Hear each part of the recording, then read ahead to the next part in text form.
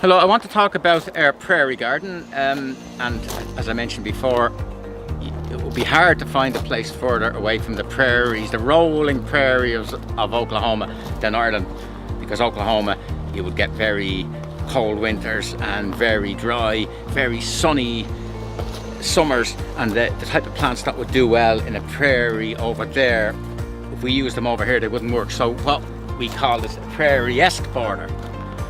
It's not like Oklahoma where what do they say in Oklahoma, where the cowman farmer and the cowman should be friends. Oh, the farmer and the cowman should be friends. Cowman loves to, farmer loves to push a cow. Plowman likes to push a plow.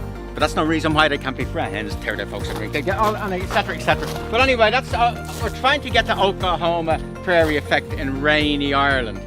And the one advantage we have is rain, because it makes the stuff grow lush, and you just make sure that you have the type of plants that can take on this lushness without collapsing. And here we have a very good one, a Persicaria.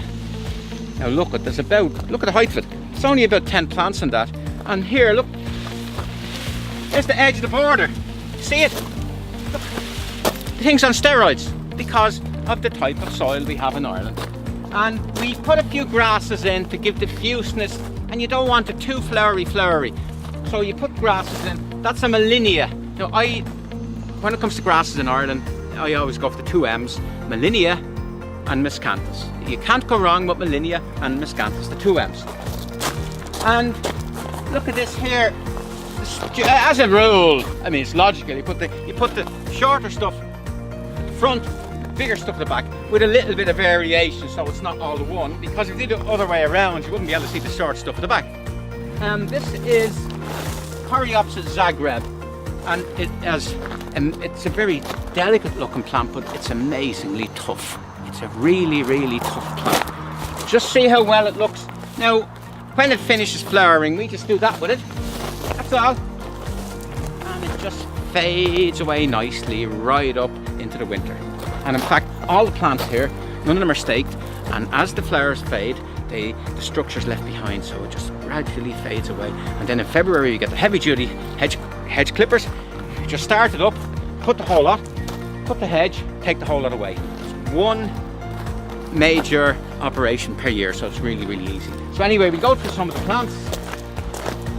Eupatorium, native to Ireland, the little dwarf for the front, it's robin.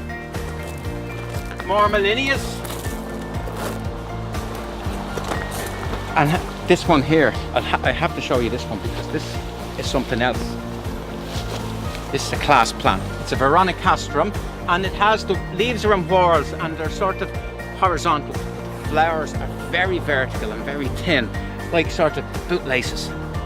And look, this is a plant, the more you have, the better it is. Absolutely amazing. And we have a little mistake here. We had clover here and it fell apart, so I removed it just last week, and I put these Persicarias in, a little dwarf Persicaria. Now by the end of this season, by the end of August, there'll be no soil visible. This will be totally covered in, and you would never know the gardener made a little mistake. And here we have, but without talking, here we have Aster Monch, which is about the best aster. If you want to get an aster, get Aster Monch. Really, if you only have a small garden, you only have room for one aster, it's Aster Monch. But I wanted to look at the entire effect, and if you notice, there's different textures, different heights, different colours, different mixtures, and there's not a mad lot in flower at the moment, but it's the overall effect. The flowers are like the icing on the cake. So you start off with foliage when you're designing these, and then the flowers are sort of the icing on the cake, or the sort of little bonus at the end. Always welcome, of course. And here we have this one again, Coreopsis.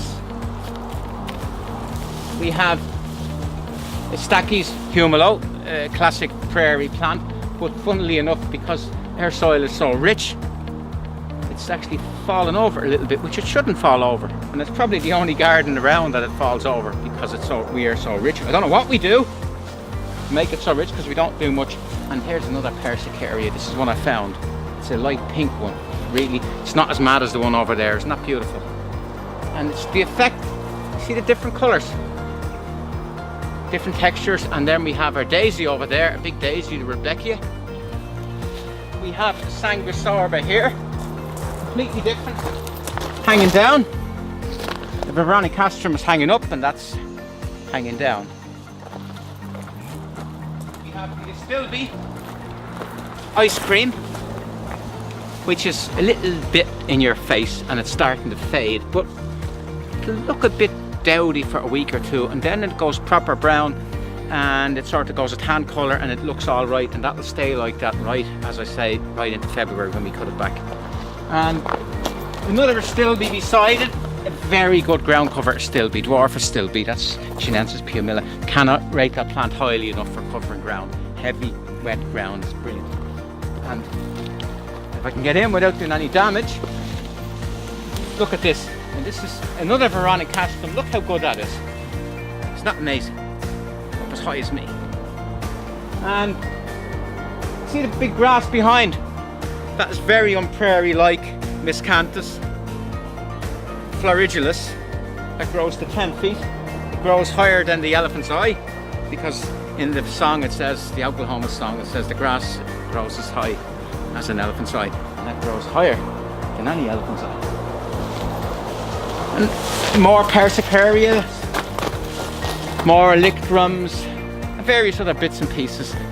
A large Sanguisorba, see it there, tall one, and lots of other stuff, too numerous to mention. I hope you like our prairie garden, because we do. Come and see it, it's free, and I think you'll like walking around and just having a look and just enjoying it, because it's well worth it.